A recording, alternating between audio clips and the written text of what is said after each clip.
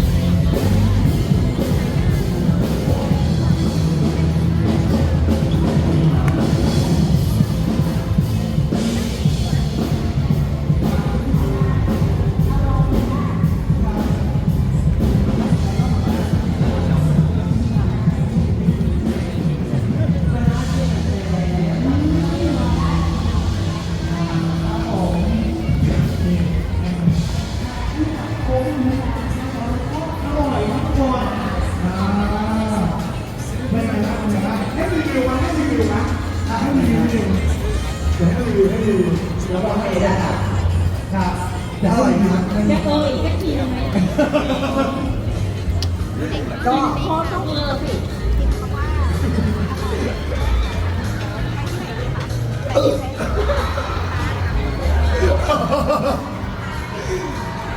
นี่เป็นอีกหนึ่งความสามารถพิเศษของพีพีกริดนะฮะเอาอีกไหมเชฟ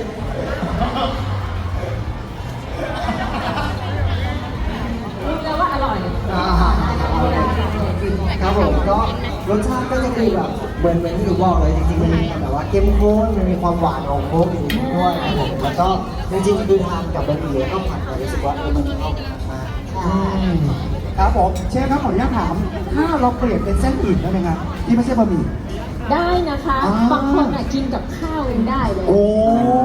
ไปกินกับข้าวก็ได้ค่ะ เนาะก็สามารถปรับเปลี่ยนได้ ไก่ตุ๋นโค้งเนี่ยจะกินกับอะไรก็ได้ อืม แป้งชนิดไหนก็ได้ จริงนะฮะนี่ก็ทานก๋วยเตี๋ยวต้องเลือกเส้น แต่ถ้าชอบคนที่เล่นต้องพีพีกริดนะฮะ ว้าว เขาน่ารักตลอดเวลาเลยคนนี้นะฮะครับผม โอเค อย่าดีใจยังไม่หมดหน้าที่หรอก ยังไม่จบยังไม่จบ ทำไมอ่ะเชฟ ยังไม่จบฮะยังไม่จบฮะโอ้นี่ใช้งานคุ้มมากฮะโอเค วันนี้เป็นเชฟที่สบายที่สุดเลยเห็นไหมคะ ครับ เราต้องให้ทำอะไรทำอะไรเพิ่มฮะ ได้ข่าวว่า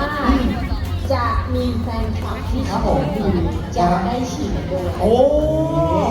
งั้นเดี๋ยวให้น้องพีพีกริดเนี่ยจัดอีกสัก จา จาน นอีกหนึ่งจาน อ๋อ อย่างนี้อยากได้ เอาละครับ เนี้ยไก่ทั้งหม้อจะเอาใส่เท่าไหร่ก็ไปเลย โอเค โอ้โห ได้ครับก็คือจัดเองจานให้แฟนๆได้ครับ ครับแล้วเดี๋ยวเราจะมีการมอบให้กับผู้โชคดี1 ใน 20 ท่านนี้ที่จะได้รับกลับบ้านไปทานกับโค้กไม่มีน้ำตาลที่บ้านของคุณนะฮะ ใครไม่อิ่มไม่รู้ไปเลยค่ะจานนี้ใส่แบบอิ่มแน่นอนค่ะ สำหรับน้องพี่พีนี่คือจัดให้กับชาวล็อกรีและทุกคนแบบว่าชุดใหญ่แน่นอนนะครับดูครับโอ้โหนี่จัดเป็นมากนะใส่แบบว่าให้หมูเครื่องนี่ ไม่ห่วงจริง จริงบอกเลย ๆชิ้นใหญ่ เป็นเล็กๆนะมีไข่มีตุ๋นโค้งนะทุกคนเนี่ยเราจะดูเยอะมากเลยนะอร่อยมากนี่ครับ แถมอ่ะ ด้วยนะฮะ ไม่อิ่มไม่อิ่มที่แถมอ่ะเขาไม่คิดคนตัดเส้นก็ตัดเส้นเยอะมากในตัวไก่ไม่บอกอีกนะเขา พอแบบเส้นบะหมี่ ให้ น้องดี เชฟนี่มันก็ใจดี ใจดีใจดีเสมอนะ ใจดีพร้อมด้วย งานรู้สึกของด้วยแล้วก็ราดน้ำนะครับ อ่ะอันนี้โรยหน้าด้วยอะไรเป็นแขกดีนะไปโรยหน้านิดหน่อย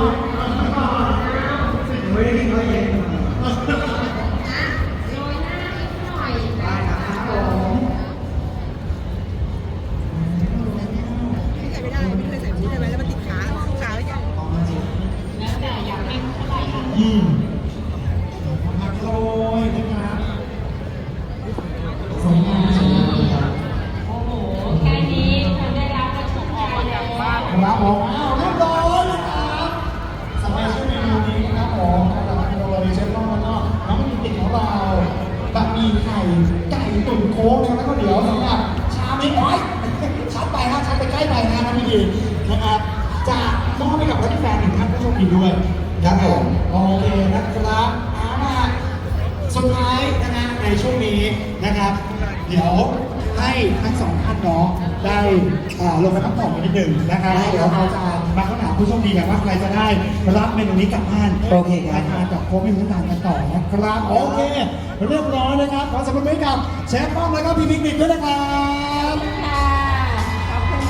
ขอบคุณค่ะ ขอบคุณครับขอบคุณครับขอบคุณครับ เดี๋ยวเราไปมีลงไปด้านล่างก่อนนะครับขอบคุณเชฟป้อมด้วยนะฮะโอ้โหพิเศษมากๆเลยนะครับอยากทานหรือยังอยากทานแล้วเนาะเมนูนี้พิเศษมากๆเลยนะครับนะครับย้ำอีกทีหนึ่งเดี๋ยวสำหรับเมนูสุดพิเศษนี้แบบมีไข่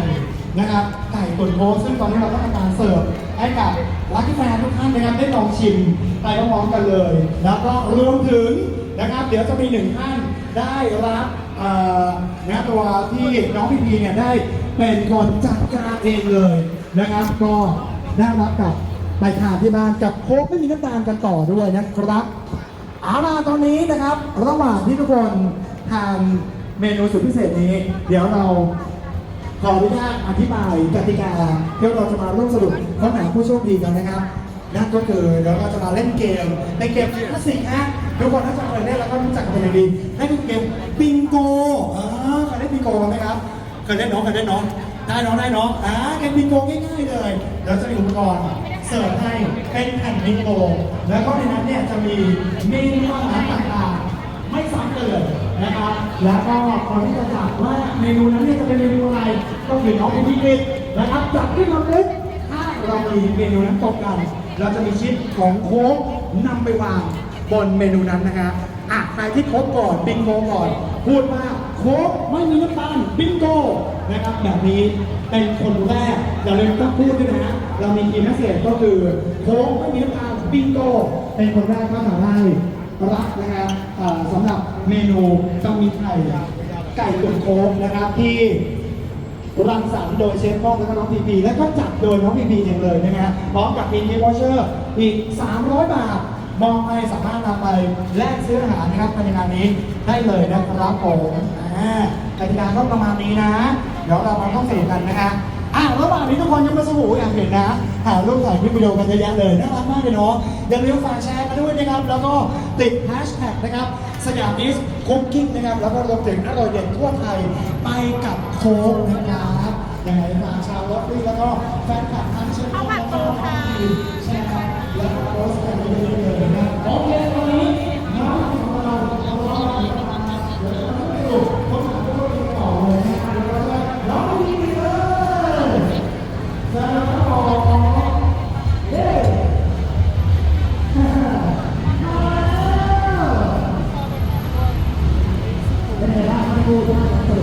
ไม่ยากนะน้องอยากคิดว่าทุกคนเอาไปทำกันได้ที่บ้านเลยเป็นแบบเมนูง่ายๆเนี่ยเอาไปทำกับแบบครอบครัวคนที่เรารักโดยเฉพาะอย่าลืมต้องมีโค้กเป็นต่างๆด้วยอันนี้เป็นแบบว่าเคล็ดลับสำคัญเลยใช่ครับคือจริงๆเนี่ยทำอะไรก็ได้กินอะไรก็ได้กินคู่กับโค้กอะไรต่างๆอร่อยแน่นอนสมกับเป็นสมาชิกครอบครัวพวกเราหรือว่าโค้กของเรา